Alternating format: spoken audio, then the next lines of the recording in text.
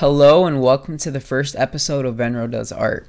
Today I'm going to be highlighting some of the similarities and differences between Mesopotamian and Egyptian art. First, I would like to begin by going over a few things about each society. Mesopotamian society goes by many names because it includes but is not limited to the Sumer, Akkadian, Babylonian, and Assyrian empires, which resided throughout various time periods in areas of what is now present-day Iraq, Kuwait, Syria, Turkey, and Iran.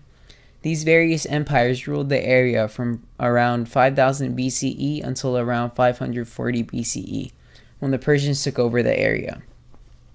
The ancient Egyptian culture overlaps with that of Mesopotamia, officially beginning in around 3000 BCE when King Narmer or Menes unified Egypt.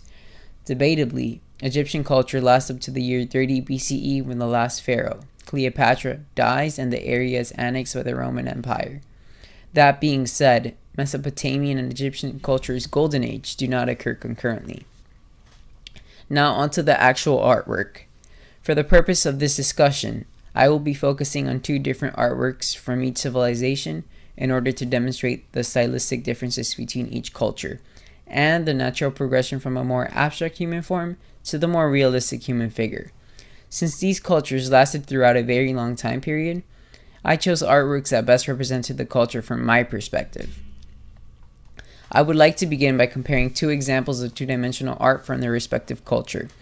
In this analysis, I will be using the Standard of Ur, which dates back to 2600 BCE, and the Book of the Dead, whose earliest examples date back to 1550 BCE.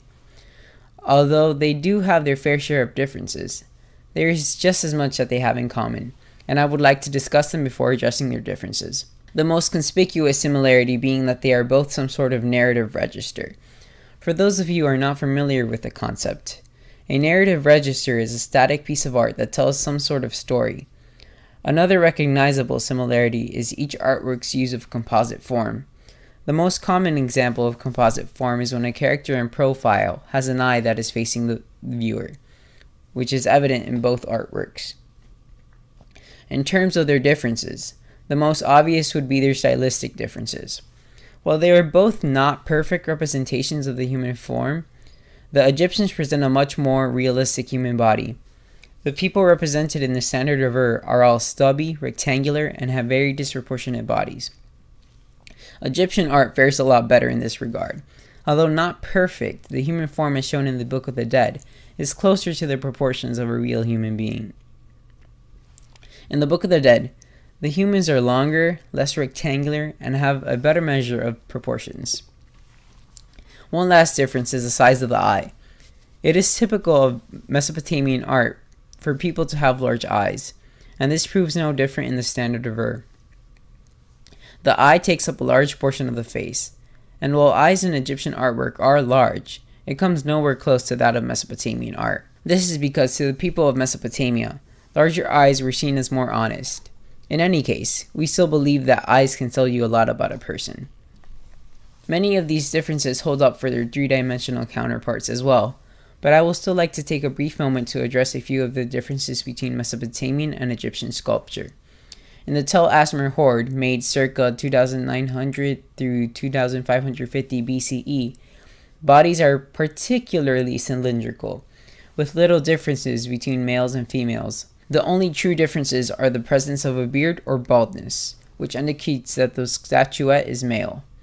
In the Ka statue of Menkaure and Khmeremneptah II, made circa 2490 BCE through 2472 BCE, the gender differences are a lot more apparent, and the human form has a more organic shape compared to the columnar bodies of the Tel Asmer hoard. Well, that wraps up my discussion on Mesopotamian and Egyptian art. If you would like to add anything or point out any sort of error, feel free to comment down below. Until next time.